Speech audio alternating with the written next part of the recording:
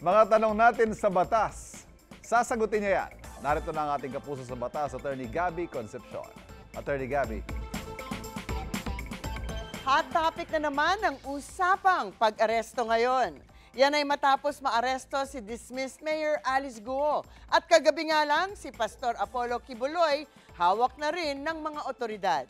Sa kaso ni Alice Guo, naging kontrobersyal ang naging pag-aresto sa kanya matapos kumalat ang mga selfie ng mga otoridad kasama ang dating mayor. Ano ba talaga ang tamang procedure sa pag-aresto? Pupusasan ba dapat agad? Paano kung nasa ibang bansa? Pwede bang mag-selfie?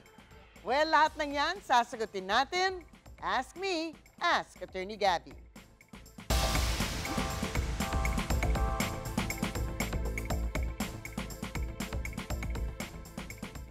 Attorney, paano ang tamang proseso ng pag-aresto? May kaibahan ba kung sa ibang bansa inaresto ang isang may kaso gaya ng kay Alice Guo na hindi muna pinusasan daw habang nasa Indonesia pa? Well, actually wala tayong otoridad na magsasagawa ng isang pag-aresto sa ibang bansa.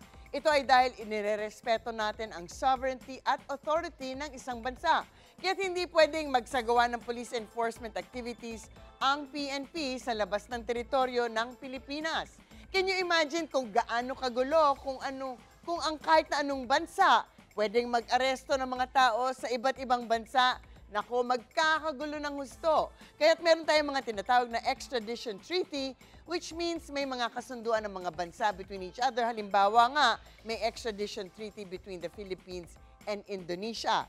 At pag may extradition treaty, ito ay para magtulungan nga in case kailangan na arestuhin ng isang fugitive o takas mula sa isang bansa at isurrender ito at ibalik sa requesting country para humarap sa mga kaso dito.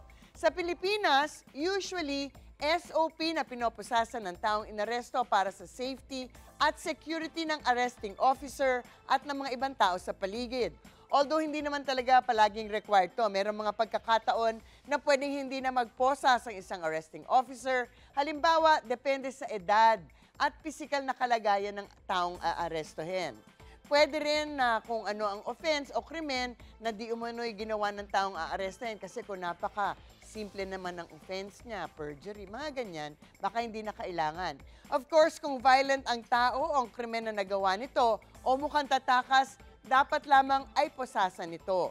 Maaari ito ay depende sa arresting officer, but of course, kung biglang tumakas ang inarestong tao o nanakit ng iba, of course, mananagot at kasalanan ng arresting officer na hindi nagkabit ng posas. Ang tanong, may sinasabi po ba ang batas tungkol sa tamang conduct ng mga otoridad sa pag-aresto? Ano po ba ang demeanor na dapat? Okay lang ba na mag-selfie sa inaaresto? Nako, well, kung akong tatanungin ninyo, hindi okay ang pagsa-selfie sa inaaresto. I suppose walang specific rule na sinasabing bawal lang mag-selfie kasama ng taong inaaresto. Pero palaging nakasaad, halimbawa, na dapat ay palaging professional ang dating ng ating mga pulis.